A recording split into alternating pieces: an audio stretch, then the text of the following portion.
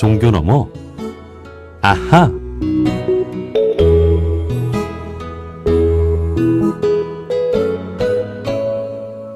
매주 월요일 코너입니다. 종교 넘어 아하. 종교의 우를 넘어 이웃 종교와 화합하고 협력하는 분들을 초대해서 이야기 나눠보는 시간인데요. 여러분, 세계 시민이라는 말 들어보셨나요? 특정 국가나 지역적 경계를 넘어 지구 공동체의 일원으로서 책임과 권리를 인식하는 사람을 뜻하는데요.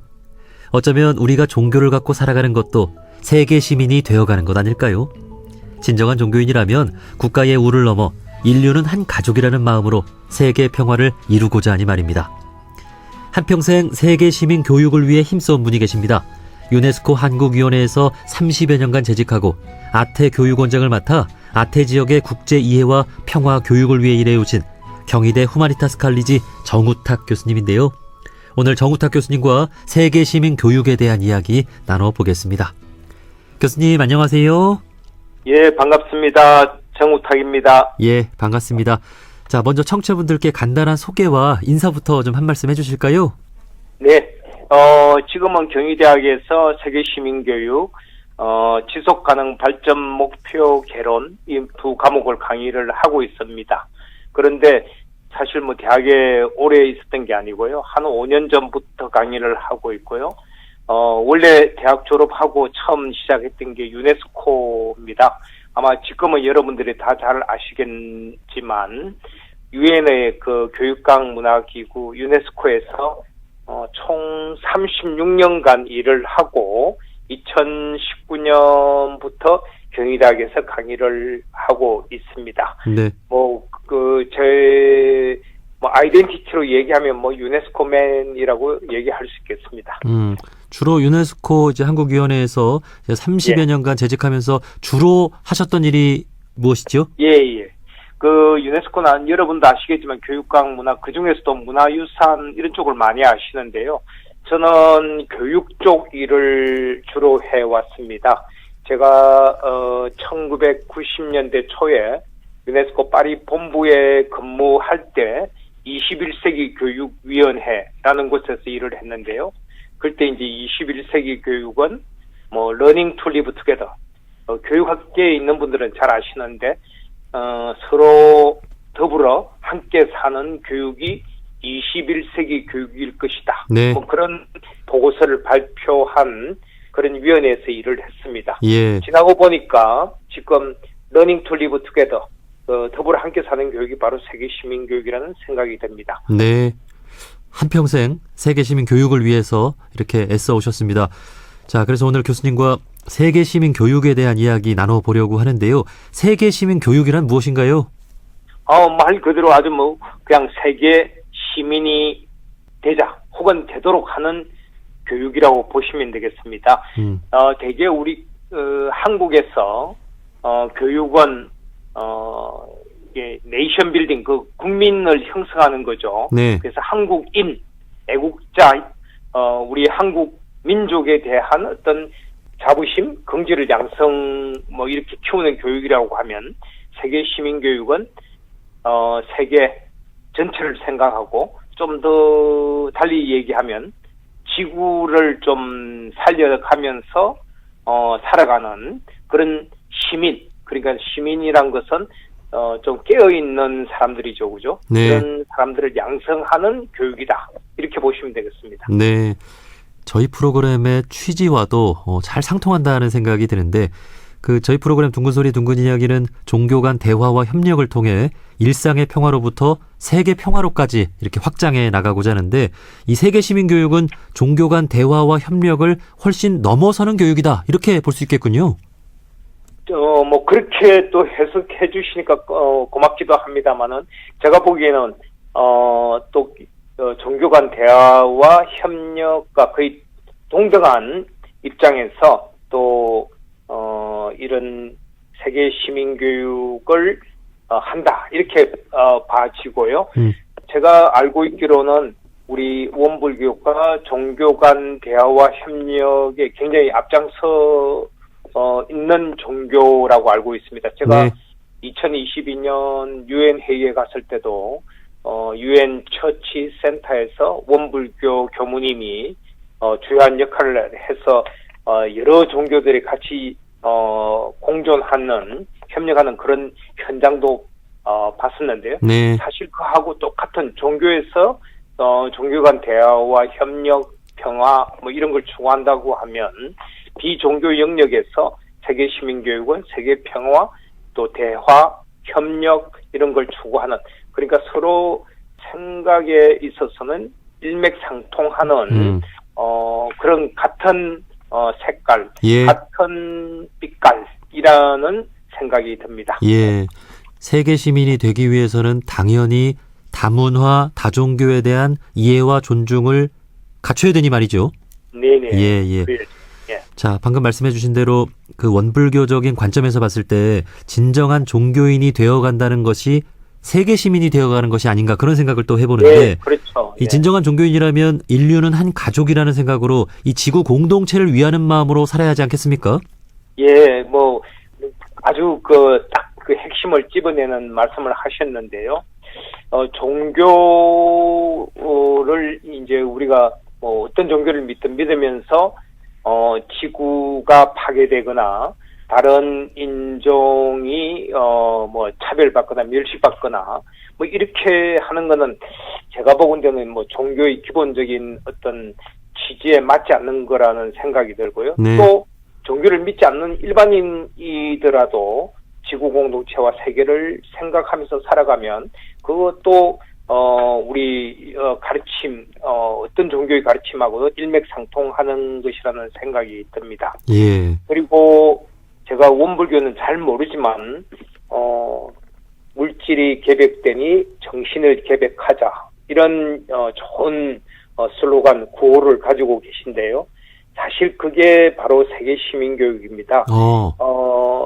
이게 이제 물질이 계백되었다는 것은 뭐 예전에는 한번 우리 역사를 돌이켜 보면 시족으로 살다가 또 이제 조금 시족이 합쳐져서 부족 국가를 이루고 살다가 이게 이제 왕조 국가로 와서 우리 역사에서 얘기하는 뭐 신라, 고구려, 백제, 고려, 조선 왕조 국가를 이루었는데 21세기 들어오니까 이런 왕조 국가, 민족 국가를 넘어서는 여러 나라가 같이 힘을 합쳐야 되는 이런 하나의 세계화 현상이 나타났으니까 이게 사실은 우리가 살고 있는 현상 물질 자체가 바뀐 거거든요. 네. 그러면 정신이 따라가야 되는데 여전히 이제 예를 들면 뭐 부족의 그 어떤 이익만 추구한다든지 혹은 민족 국가, 자기 국가의 이익만 추구하는 그런 삶으로 21세기를 살아가면 여러모로 이제 서로 삐걱거리게 되겠죠. 뭐 세계 평화도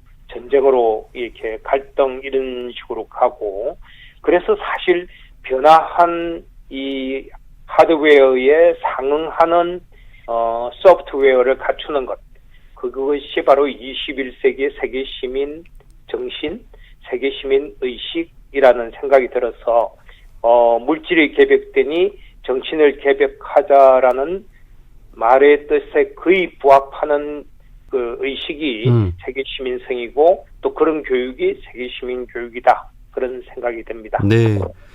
자, 그러면 이 세계 시민 교육은 어디서 좀 어떻게 하는 건가요? 아무래도 이제 교육이라는 말이 붙었으니까 일반적으로는 초, 중, 고, 대학, 공교육, 학교에서 1차적으로 좀 적극 추진하는 걸 목표로 하고 있고요. 예. 그래서 이제 지금 전 세계적으로 유엔이 지속가능 발전 목표 SDGs라는데 4번에 7번째로 세계 시민교육을 하도록 이렇게 권유하고 있는데 그게 이제 대부분 공교육입니다. 학교 예를 들면 커리큘럼에 또 교사 교육에 학생들은 또 얼마나 알고 있으며 뭐 이런 식으로 이제 측정을 하고 있으니까 유엔에서는 어쨌든 공교육에 1차적으로 많이 가르쳐지고 확산되기를 바라고 있는데요. 의외로 공교육 말고도 우리나라에서는 평생교육 차원에서도 꽤 관심을 기울이고 하고 있습니다. 예. 제가 알고 있기로는 경상북도 도민대학이라는 데서 세계시민교육을 커리큘럼에 넣어서 많은 시도에서 세계시민교육을 평생교육 차원에서 하고 있고요. 또 여러 시도 평생교육기관에서 이런 이제 50대, 60대, 70대 분들을 위한 평생교육으로도 열심히 하고 있습니다. 그러면 다만 지금 이제 그동안 저도 잘 몰랐던 게 종교와 세계 시민교육이 어떻게 연결되는지 이런 데는 저도 사실 잘 몰랐는데 네. 최근에 우리 원불교에서 세계 시민교육에 많은 관심을 보이면서 뭐 이런 세계 시민에 관련된 국제회의도 개최하고 지난 8월 말에 이제 개최했습니다만 그런 걸 통해서 종교와 세계 시민성이 연결된다. 그럼요. 이런 의미를 던져 주셔가지고 굉장히 감사히 생각하고 있습니다. 네. 그러면 지금 우리나라 뭐 초중고에서 세계 시민 의식을 함양할 수 있는 교육이 있어요? 예, 지금 우리 이제 유엔에서는 지속 가능 발전 목표 네 번째에 7번째 4.7이라고 그러는데 거기에서 세계 시민 교육을 전 세계가 실시하도록 권장을 하고 있고요. 우리나라가 아주 열심히 그걸 앞장서고 있습니다. 우리나라 초중고에서 세계 시민 교육을 하도록 권장을 하는데 문제는 이제 이게 완전히 의무적으로 지금 커리큘럼에 들어가지는 않았고요. 대개 이제 관심 있는 선생님들이 중심이 되어 가지고 이런 교육들을 하고 있고 그런 데서는 지금 유네스코 아태교육원이라는 곳에서 중앙 선도교사를 통해서 교사들을 양성을 하고는 있습니다. 예. 이제 숫자가 아주 많은 건 아닌데 매년 뭐 몇십 명씩 해서 하는데 확산되고 있고요. 지금 10년 정도 됐는데 의외로 많은 초중고에서 세계 시민 교육을 좀 다루고 있다. 이런 상황이고요. 반면에 이제 대학에서는 교양 필수로 이제 하는 대학들이 늘어나고 있습니다. 제가 지금 강의를 하고 있는 경희대학도 거의 5,000명 신입생이 모두 들어야 되는 교양 필수 과목이고요. 원광대학도 지금 교양 필수 과목으로 지정해서 강의를 금년부터 시작을 했고요. 예. 또 경상북도 구미에 있는 경운대학도 교양 필수로 해서 강의를 하고 있습니다. 그러니까 교양 필수에 들어가는 대학이 경희대, 원광대, 경운대 그리고 계속 늘어나고 있고 보통 한 과목으로 관심 있는 교수님이 세계 시민교육 한 과목 개설하는 대학은 꽤 많이 지금 늘어나고 있습니다. 예. 우리가 어렸을 때부터 외국어 열심히 가르치는데 예. 사실 뭐 그 근본이 되는 세계 시민 의식을 같이 함양해 나가는 교육도 그렇죠. 정말 예. 중요하다는 생각이 듭니다. 네. 예. 그러면 이렇게 우리나라 초중고에서 세계 시민 의식을 함양할 수 있는 교육을 하고 있고 대학에서도 세계 시민 교육 교양 필수 과목을 점점 이렇게 늘려나가고 있고 그러면 우리나라의 경우는 이렇게 전 세계적으로 봤을 때 세계 시민 의식이 조금 있는 나라다 이렇게 볼 수 있을까요? 근데 이제 그게 좀 아이러니한데요. 아마 우리가 이렇게 열심히 하는 것은 오히려 정반대로 해석해서 세계 시민 의식은 필요한데 오히려 그런 바탕이 너무 없기 때문에 그런 필요성을 더 많이 느껴서 열심히 하지 않는가 그런 생각이 들고요. 우리나라는 뭐 아시겠지만 역사적으로 굉장히 폐쇄적이고 조금 배타적인 역사를 가지고 있습니다. 예를 들면 조선시대 500년 동안 사실 대외교육이라는 교류라는 게 없었죠. 네. 그 당시 명나라, 청나라하고 사신들이 조공 무역 정도 외교 관계를 맺었을 정도고 일본도 통신사 몇 번 가는 것 말고는 관계가 거의 끊어져 있었고 말하자면 지금의 시각으로 보면 거의 고립 무원의 거의 정말 그 아주 단일 민족이라고 그럴까요? 그렇게만 살아온 그게 500년이었거든요. 네. 그러다 보니까는 지금 이렇게 글로벌한 국가가 되었는데도 불구하고 우리 문화 의식 속에는 의외로 굉장히 배타적인 어떤 생각이나 이런 것들이 많이 남아 있어가지고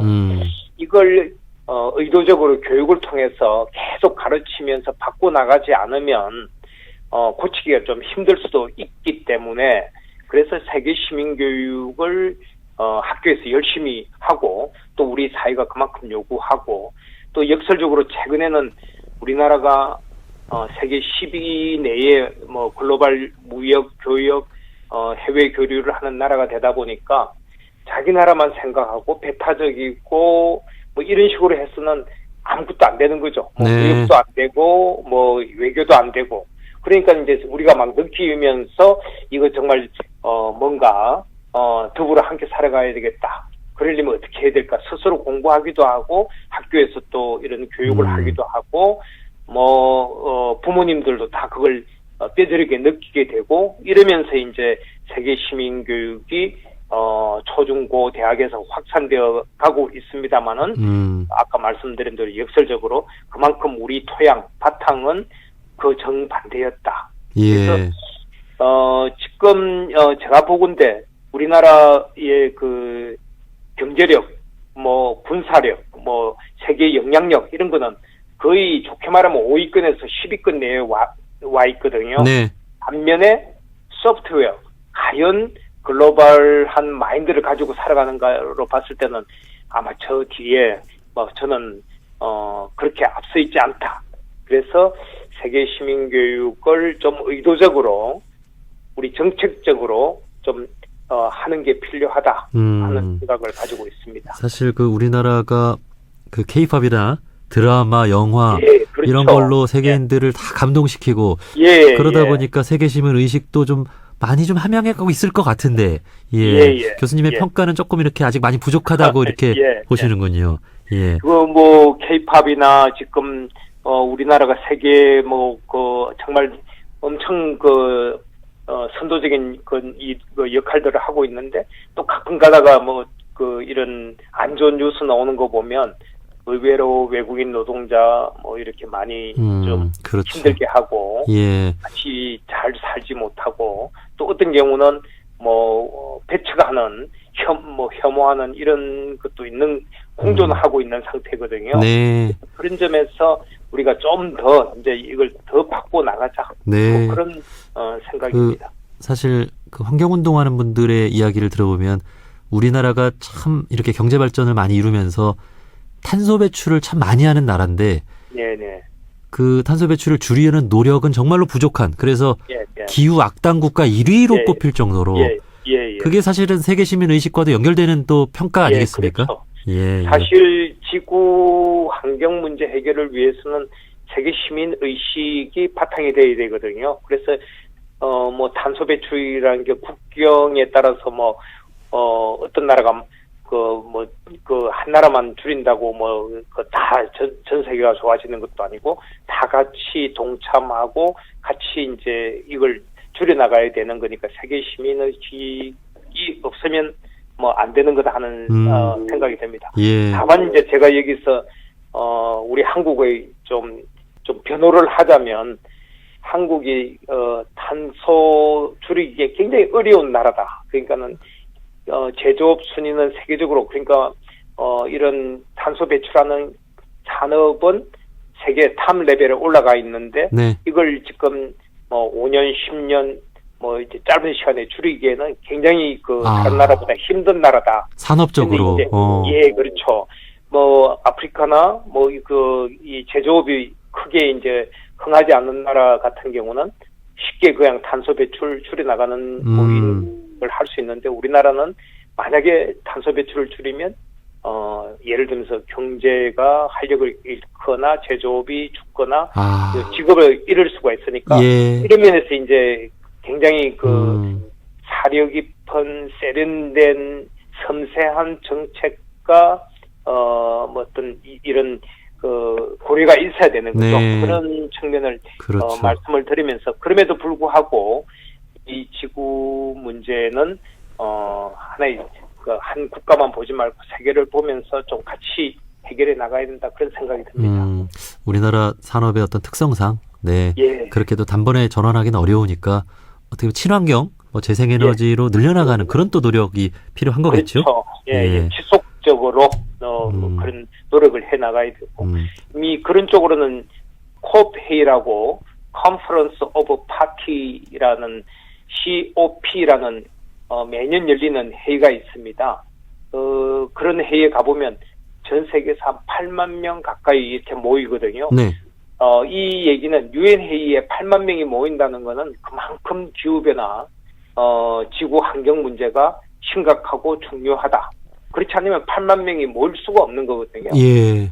우리도 그런데 좀 많이 참여해서 보고 듣고 또 같이 공감하고 하는 그런 그 노력이 필요하다. 그래서 저는 그 방송을 듣는 청취자 여러분들께서 콥 회의 기사 활동 이런 것도 유심히 좀 봐주셨으면 합니다. 네. 자, 그러면 이런 질문도 좀 드려보고 싶은데, 우리나라의 세계 시민 의식 어떤 역량이 조금 이렇게 부족한데, 좀 이렇게 세계적으로 봤을 때 세계 시민 의식이 높은 국가들도 있습니까?